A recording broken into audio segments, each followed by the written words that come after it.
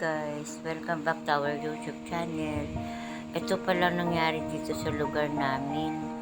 Tinan mo, daming nabaha sa lugar namin. Nakakaawa naman.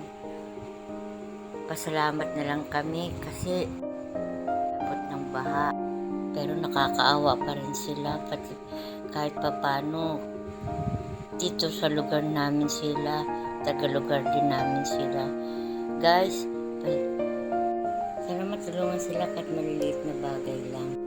Kahit maliit na bagay, malaking tulong na yun sa kanila para makapagsimula ulit sila ng panibago nilang kabuhayan. Kahit papano guys, bumaba na ang mga tubig, hindi na gaanong mabaha. That's all for today guys. If you like my video, don't forget to buy me a cup of coffee or Coke. See you next time. Bye.